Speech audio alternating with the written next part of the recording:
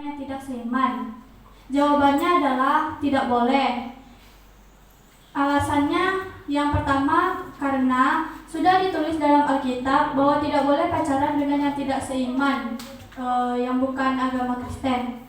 Yang kedua, kalau kita pacaran beda agama, berarti sama saja iman atau kepercayaan kita terhadap Tuhan tidak sungguh-sungguh, dan iman kita tidak bertumbuh dan nampaknya juga bisa jauh dari Tuhan. Yang ketiga, menunjukkan tidak adanya keseriusan dalam hubungan. Yang keempat, akan menyakiti hati Tuhan karena telah menyimpang dari firman-Nya. Yang kelima, gelap dan terang adalah suatu hal yang berbeda. Berarti kita dan dia adalah suatu hal yang berbeda dan tidak bisa disatukan di dalam kekudusan. Yang keenam, lagian sebanyak ini anak Tuhan Yesus, masa kamu sama yang beda keyakinan? Terima kasih. Pertanyaan saya, apa dampaknya bagi kita jika kita berpacaran dengan beda agama? Woi, mantap. Kok Kristen bisa, Muslim muda itu bisa pindah ke Muslim? Kok bisa? Dan juga Muslim pindah ke Kristen? Akan menjawab pertanyaan yang pertama. Apa dampaknya kalau kita pacaran beda agama? Kan sudah tertulis dalam Alkitab, jika kita melanggar peraturan dari Tuhan, maka kita akan menerima hukuman yang dari Tuhan. Maka jika kita tetap melanjutkan pacaran beda agama, maka nantinya kita akan menerima hukuman yang kekal dari Tuhan. Dari kelompok 4 ada tambahan jawaban?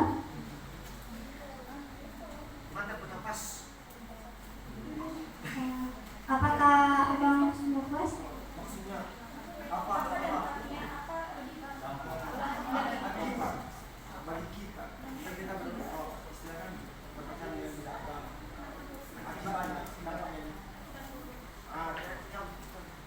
Ya, akibat buruknya kita akan menerima hukuman yang kekal dari Tuhan nantinya di neraka.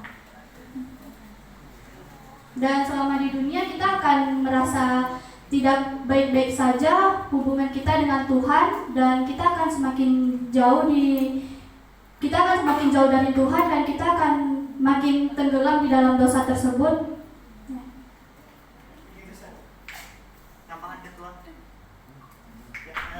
Kami akan nambah jawabannya.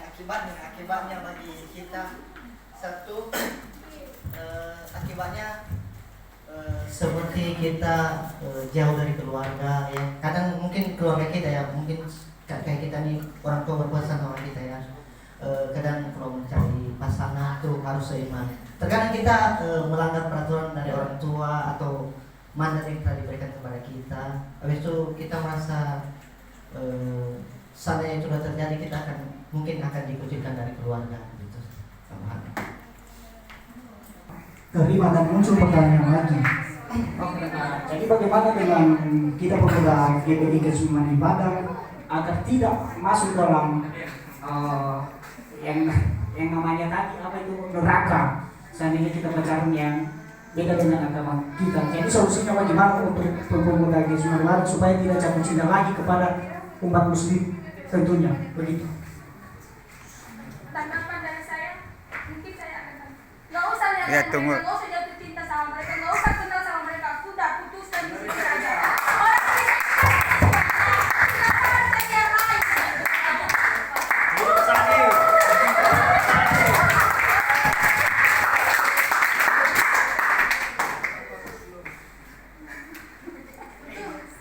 Baik, untuk melanjutkan pertanyaan yang ketiga, untuk pertanyaan yang ke-1 apakah sudah puas?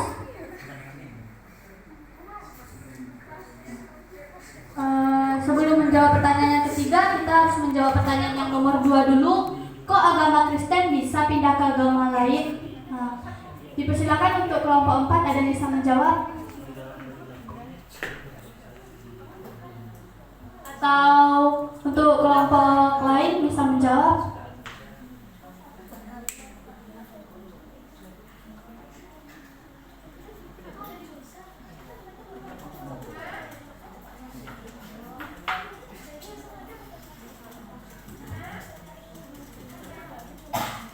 Tanggapan dari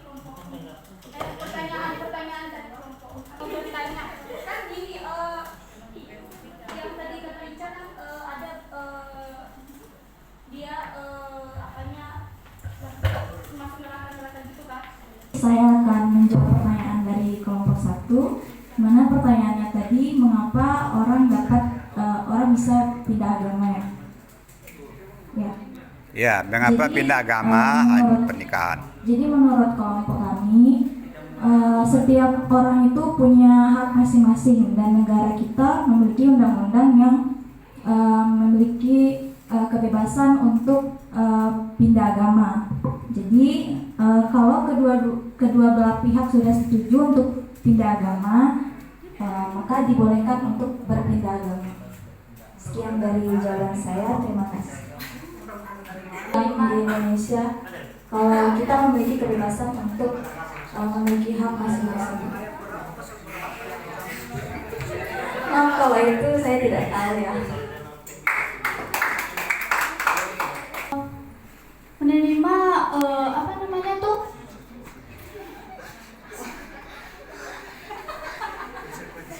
Ya, konsekuensinya tuh dari Tuhan, karena kita sendiri umat Kristen dan kita tahu, setiap manusia pasti tahu bahwa pacaran beda agama itu adalah hal yang dilarang dan setiap larangan itu pasti ada hukumannya. Jadi kalau misalnya nggak mau masuk neraka, ya udah nggak usah pacaran beda agama. Nah, apakah sudah puas dengan jawabannya?